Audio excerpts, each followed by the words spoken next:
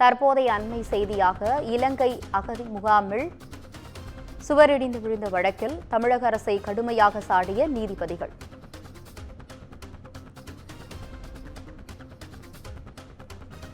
தற்போதைய அண்மை செய்தியாக இலங்கை அகதி முகாமில் சுவர் இடிந்த வழக்கில் தமிழக அரசை கடுமையாக சாடிய நீதிபதிகள். இதுகுறித்து கூடுதல் விவரங்களுடன் இணைகிறார் எமது தலைமை செய்தியாளர் சிவா. வணக்கம் சிவா, உங்களுடைய கூடுதல் விவரங்களை சொல்லுங்க. ஆனந்தி, இலங்கை அகதிகள் முகாமில் சுவர் இடிந்து விழுந்து இறந்த குழந்தைக்கு 5 லட்சம் ரூபாய் இழப்பீடு வழங்க உத்தரவிட வேண்டும் என்ற ஒரு வழக்கு இன்று தினம் மதுரை உயர்நீதிமன்ற கிளையில விசாரணைக்கு வந்தது. இந்த வழக்கில் தமிழக அரசுக்கு பல்வேறு காரசாரமான கேள்விகளையும் கண்டனங்களையும் தற்போது அந்த நீதிபதி தெரிவித்திருக்கிறார்.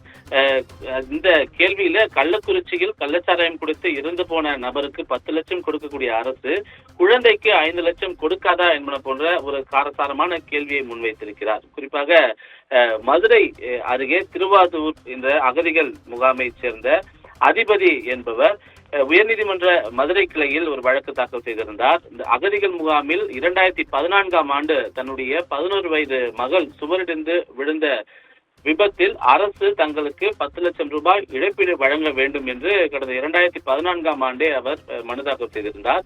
இந்த வழக்கில் அவர்களுக்கு 5 லட்சம் வழங்க வேண்டும் என்று நீதிபதி உயர்நீதிமன்ற மதுரை கிளை உத்தரவிட்ட பிறகும் கூட அரசு அதில் எந்தவித நடவடிக்கையும் எடுக்காமல் இருந்தது தொடர்பாக இந்த வழக்கில் அவர் பெற்றோர்கள் தரப்பிலிருந்து மேல்முறையீடு செய்யப்பட்டது.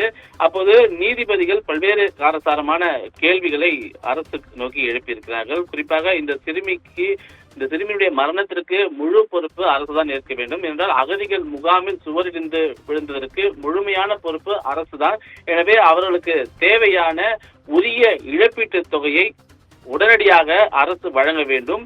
கள்ளக்குறிச்சியில் கள்ளச்சாராயம் குடித்து இறந்தவர்களுக்கு 10 லட்சம் ரூபாய் வழங்கக்கூடிய அரசினுடைய அஜாக்கிரதையால் அரசினுடைய கவனக்குறைவால் நடந்திருக்கக்கூடிய இது போன்ற விபத்துகளுக்கு ஏன் இழப்பீடு வழங்கவில்லை என்பன போன்ற ஒரு காரசாரமான கேள்வியை முன்வைத்தது மட்டுமல்லாமல் உடனடியாக அவர்களுக்கான உரிய இழப்பீடை வழங்க வேண்டும் என்று தெரிவித்து அரசுக்கு 50,000 ரூபாய் அபராதம் விதித்து இந்த மனுவை தற்போது உயர்நீதிமன்ற மதுரை கிளையினுடைய நீதிபதி சுவாமிநாதன் தள்ளுபடி செய்திருக்கிறார். ஆனந்தி, உங்களுடைய விவரங்களுக்கு நன்றி சிவா.